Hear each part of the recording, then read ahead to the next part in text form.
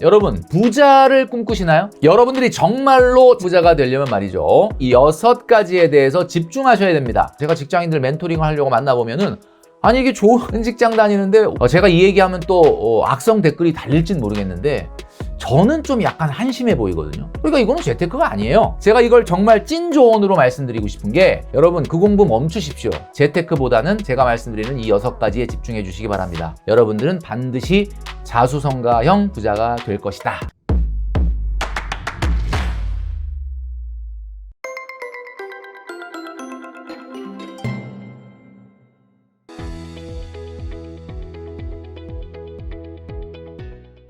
네, 혼쭐 여러분 안녕하십니까? 돈으로 혼쭐 내는 남자 누구겠습니까? 바로 돈줄남 김경필입니다. 오늘 이 시간에는 여러분들이 정말로 자수성가형 부자가 되려면 말이죠, 재테크보다도 먼저 이 핵심 가치 6가지에 대해서 집중하셔야 됩니다. 자, 오늘은 돈줄남의 인생 조언 시리즈, 여러분들에게 이 핵심 가치 6가지가 무엇인지에 대해서 낱낱이 공개하도록 하겠습니다. 자, 돈줄남의 인생 조언, 여러분들이 자수성가형 부자가 되기 위해서 정말로 집중해야 되는 것은 따로 있다. 재테크가 아니다. 그 6가지에 대해서 말씀드릴 텐데요. 자, 우선 여러분, 부자를 꿈꾸시나요? 자, 자수성가형 부자들 중에서도 우리가 상상을 초월하는 부자들 있지 않습니까? 베르나르 아르노 회장이라든지 2위 일론 머스크, 3위 제프 베조스, 그 다음에 레리 앨리슨, 그리고 워렌 버핏. 자, 이런 분들이죠. 자, 근데 이런 분들의 공통점, 이런 분들을 보면 뭐가 생각나십니까? 이분들은요, 이 중에 혹시 재테크 성공해서 부자 된 사람 있나요? 한번 찾아보시겠습니까? 재테크 성공해서, 워렌 버핏이 좀 재테크 주식을 좀 잘하지 않았나? 이런 생각을 하는데, 여러분, 재테크보다 훨씬 더 중요한 6가지가 있습니다. 워렌 버핏도 말이죠, 본인이 경영하는 회사인 버크셔 해서웨이의 성공이 부자로 이끈 것이지, 이분이 개인적으로 모바일 창 보면서 주식 투자해가지고 돈 번 게 아니다라는 이야기입니다. 자, 자수성가형 부자, 재테크보다 훨씬 더 중요한 6가지. 오랜만에 등장했습니다. 예, 진짜, 타노스. 예, 요즘은 극장에 이런 정도 인물이 나오는 영화가 없다 보니까 저는 이제 극장을 가본 적이 굉장히 오래된 것 같은데, 타노스의 6개 스톤이라고 제가 한번 말씀드린 적이 있었죠. 자, 이 6개 스톤을 내가 손에 쥔다면은, 지금 타노스가 쥐고 있는데, 정말 내가 세상을 다 가질 정도로 완벽한 능력을 갖게 된다. 자, 6가지가 무엇인지 지금부터 말씀드리겠습니다. 자, 첫 번째는 말이죠, 바로 첫 번째는 소득 증가입니다. 자, 이게 무슨 말이냐? 이게 왜 이렇게 황당한 얘기를 하나? 당연한 얘기 아니야. 소득이 늘어나면 부자 되는 거 아니야? 라고 이야기하는데, 여러분, 제가 지금 뭐라고 그랬냐면, 부자가 되려면, 자수성가형 부자가 되려면 고소득이어야 됩니다. 돈을 많이 벌어야 됩니다. 연봉이 높아야 됩니다. 그런 얘기를 하는 게 아니에요. 이게 무슨 얘기냐면, 소득이 아무리 낮더라도 계속 소득이 증가해야 된다. 그런 이야기입니다. 근데 멘토님, 저도 직장 생활하지만 그래도 아무리 적어도 우리 회사가 그래도 월급을 조금씩은 올려주니까 저도 소득이 증가하는데요? 라고 얘기하십니까? 여러분, 그 얘기를 하는 게 아니라, 여러분, 소득이 증가. 여러분이 만약에 사업을 하고 있다. 여러분이 자영업이다. 그럼 여러분들은 소득 증가를 위해서 얼마나 노력을 하십니까? 제가 지하철이나 버스를 타다 보면은 주무시는 우리 직장인들 많이 있고, 그 다음에 드라마 보는 분, 물방울 터트리는 분, 여러 종류의 분들이 있는데, 여러분, 여러분의 시간을 얼마나 내 잡이 성장하는데, 내 소득이 증가하는데, 또는 엔잡을 하는데, 이런 데 사용을 하고 계시느냐. 저는 이렇게 그 말씀을 드리고 싶은 거예요. 자, 얼마 전에 나온 통계입니다. 통계청 발표. 월 평균 부업 인구가 2020년에는 44만 7천 명이었는데 23년 작년에는 무려 29%가 증가해서 57만 5천 명. 와, 57만 5천 명이 직장을 다니고 본업이 있음에도 부업을 한다라는 이야기입니다. 근데 여러분, 더 놀라운 사실이 뭔지 아십니까? 제가 얼마 전에 깜짝 놀랐다라는 이야기 드린 적이 있잖아요. 제가 직장인들 멘토링을 하려고 만나보면은, 이게 좋은 직장 다니는데 어디서 이렇게 이게 에너지가 남는지 또 엔잡을 하는 거야. 와, 대단하다. 근데 더 놀라운 건 뭔지 아십니까? 여러분, 소득이 높을수록 엔잡을 많이 한다 라는 이야기죠. 자, 통계를 보니까 부업 플랫폼 이용자 중에서 말이죠, 삼성, 현대차, SK, LG 4대 그룹의 인원이 4,600명.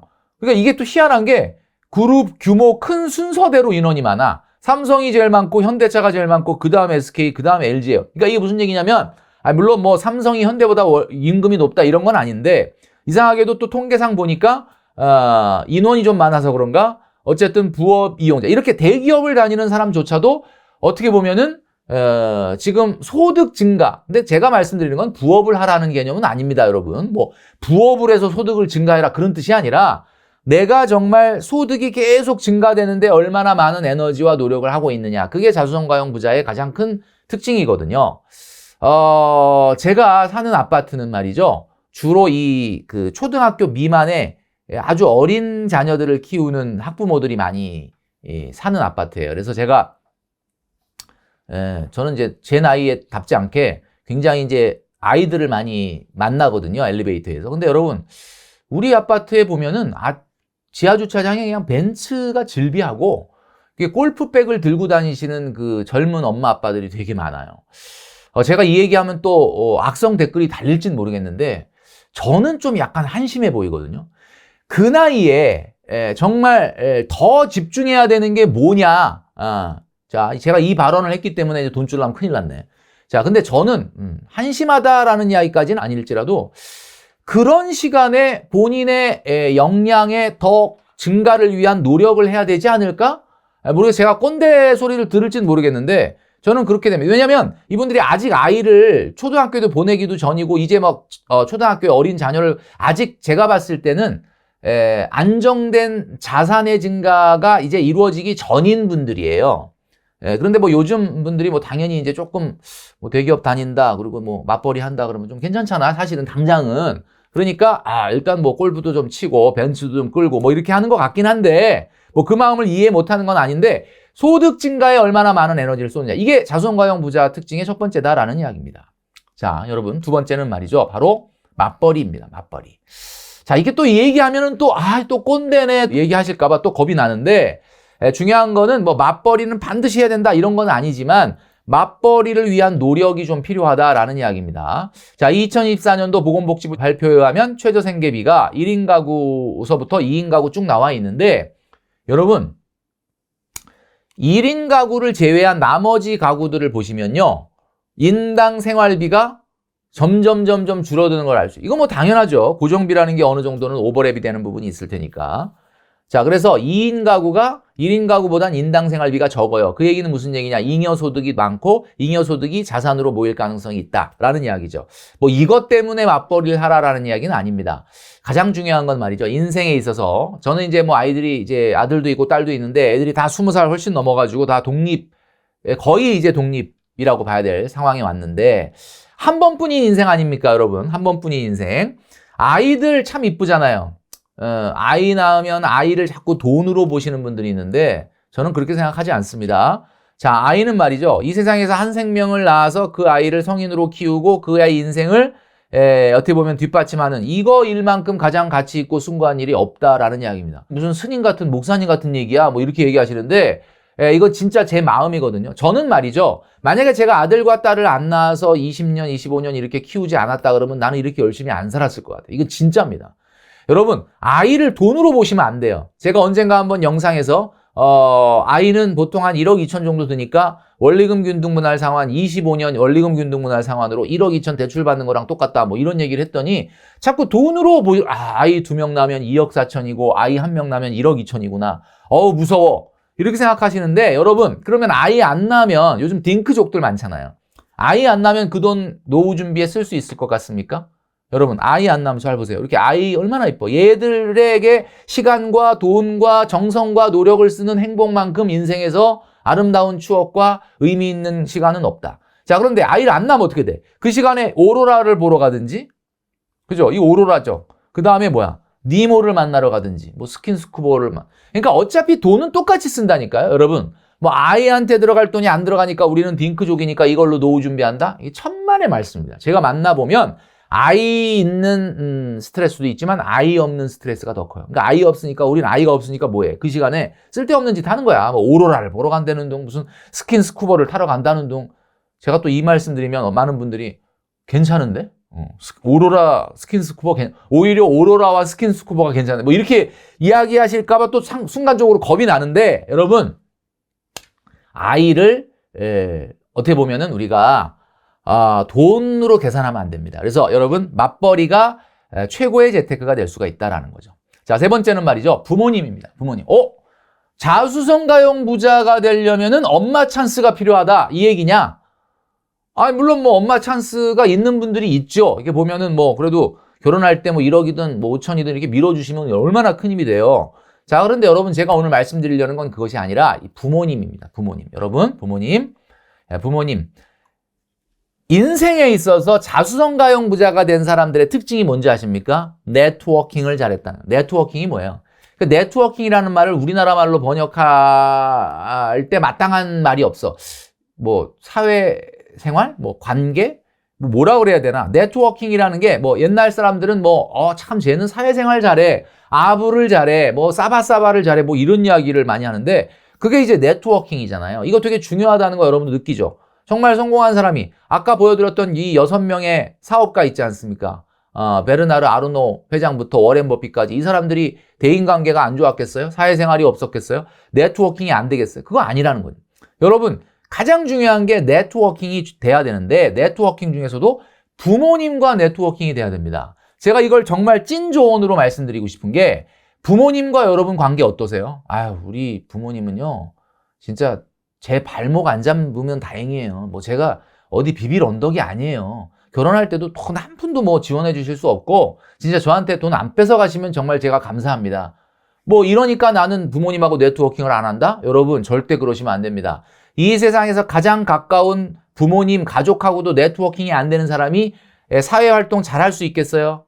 여러분 얼마나 전화를 안 하고 연락을 안 하면 부모님이 70대, 80대 부모님들 중에 요즘 자기 얼마 안 되는 재산이지만 이 재산 나 죽으면은 임영웅한테 물려주겠다. 이런 부모님들이 굉장히 많다고 합니다. 이게 우스갯소리 같지만 저는 처음에 웃었는데 좀 씁쓸한 게 그 부모님들이 농담이 아니야.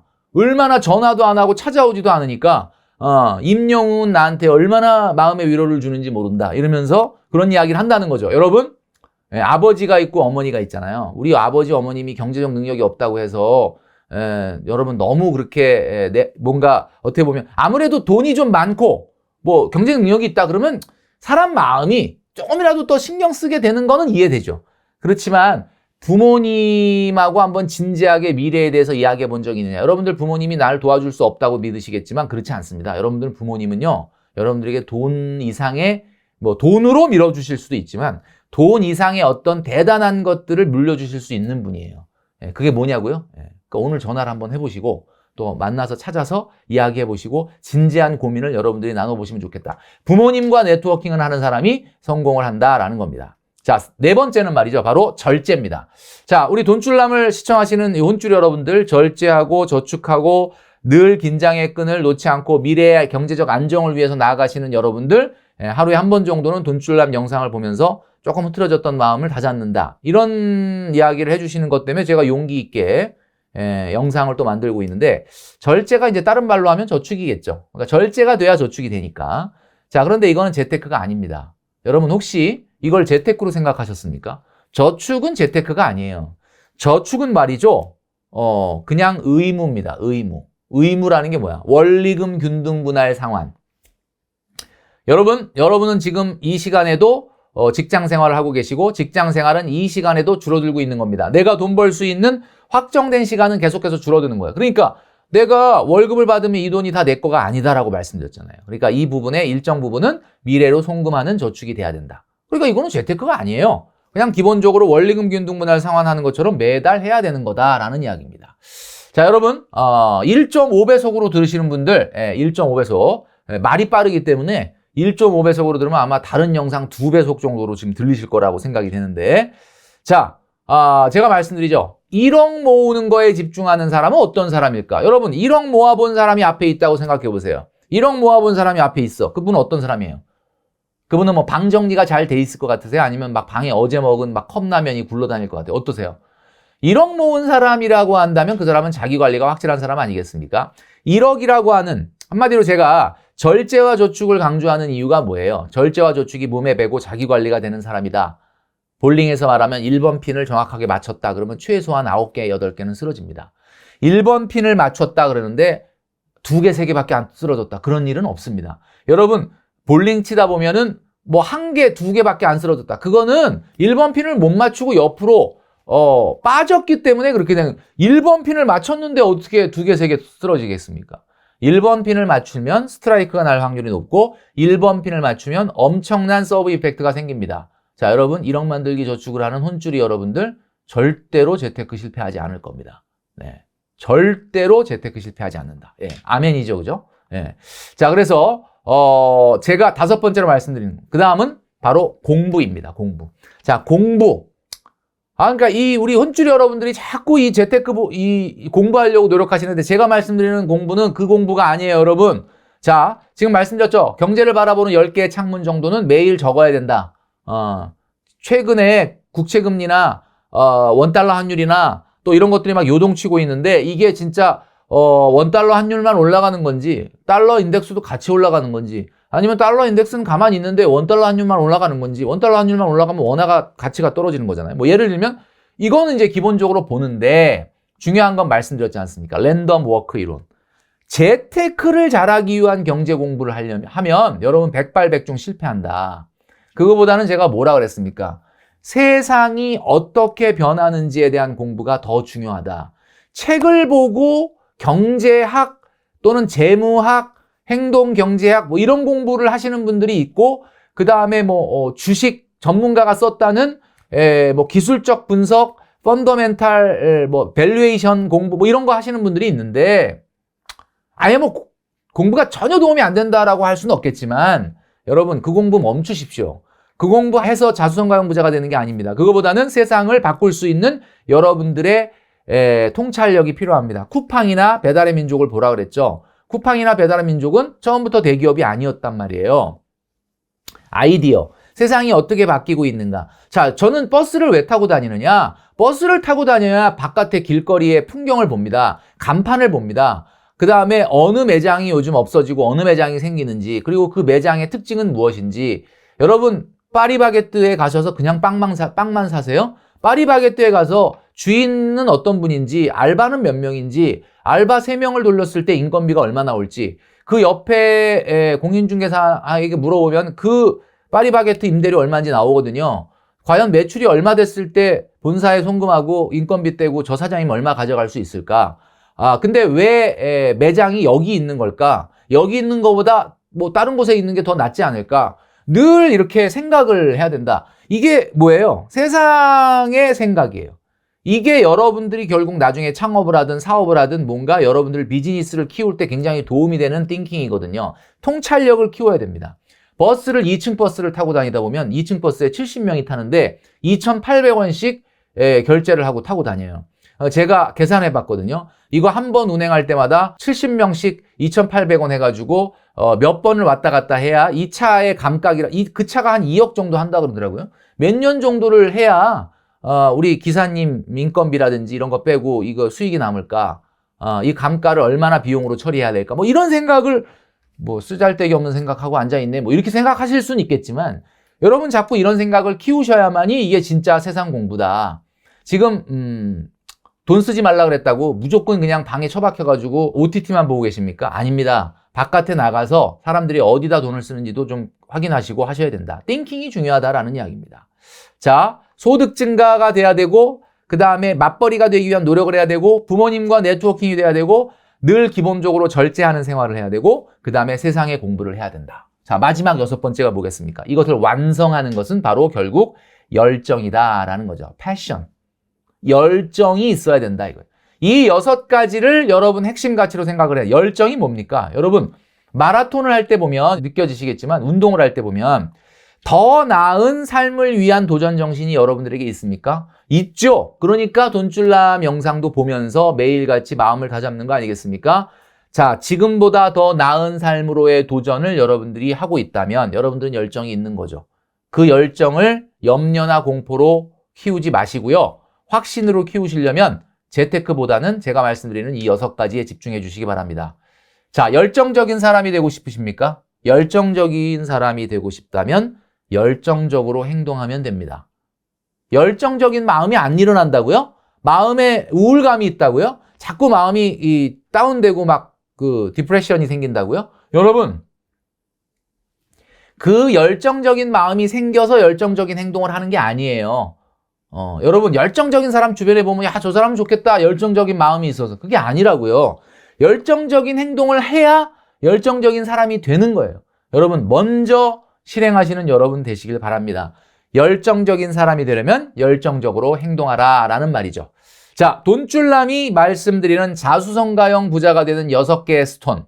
자, 이 6개의 스톤 여러분들 가지고 계십니까? 이 6개의 스톤 가지고 있다면 여러분들은 반드시 자수성가형 부자가 될 것이다 라는 말씀을 마지막으로 드립니다. 자, 그래서 오늘의 돈줄 한마디.